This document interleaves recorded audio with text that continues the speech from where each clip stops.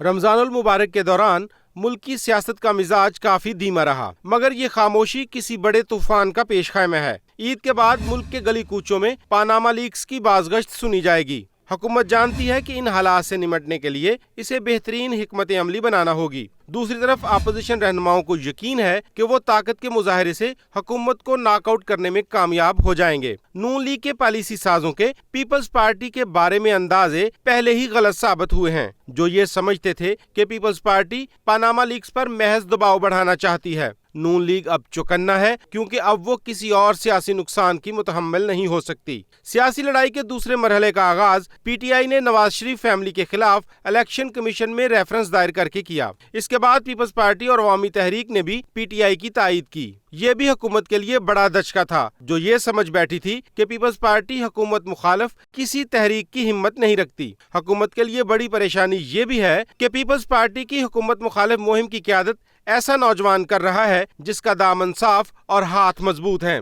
آصف علی زرداری نے خود کو اس معاملے سے پوری طرح الگ کر رکھا ہے۔ اب ہر نظر ان پر ہے کہ وہ کب میدان میں اترتے اور مخالفین کو کہاں چوٹ لگاتے ہیں۔ پیپلز پارٹی کی وزیراعظم ہٹاؤ مہم میں کسی صورت کمی نہیں آ رہی، جس پر حکومتی کیمپ میں بے یقینی بڑھتی جا رہی ہے، کیونکہ بلاول بھٹو زرداری جانتے ہیں کہ یہی بہترین موقع ہے جب وہ پنجاب میں اپنی جماعت کی کھوئی ہوئی ساکھ بحال کر سکتے ہیں۔ سیاسی لڑائی کا دوسرا راؤنڈ بے نتیجہ رہنے کا امکان ہے کہ سیاسی لڑائی کے تیسرے راؤنڈ کا آغاز وزیر اعظم اور ان کی فیملی کے خلاف سپریم کورٹ میں پٹیشن دائر کرنے سے ہوگا۔ اس موقع پر حکومت کی طاقت کے بارے میں کوئی غلط اندازہ نہیں لگانا چاہیے۔ وزیر اطلاعات پرویز رشید نے پی ٹی آئی اور پیپلز پارٹی سمیت تمام سیاسی مخالفین کے خلاف قانونی جنگ شروع کرنے کی دھمکی دی ہے۔ سوائے عمران خان کے حکومت کے باقی تمام مخالفین کے لیے یہ دھمکی کافی پریشان کن ہوگی۔ قانونی ماہرین کا کہنا ہے کہ پاناما لیکس کے معاملے پر سپریم کورٹ کے سامنے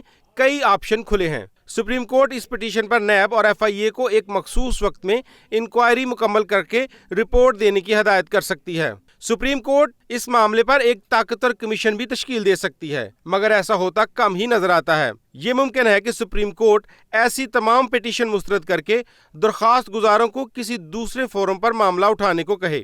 سیاسی لڑائی کا تیسرا راؤنڈ بڑی اہمیت کا حامل ہے۔ سیاسی کھلاڑیوں اور مقتدر حلقوں نے اس موقع پر دانش مندی دکھائی تو ملک سڑکوں پر ہونے والی احتجاجی سیاست کے بحران سے بچ جائے گا۔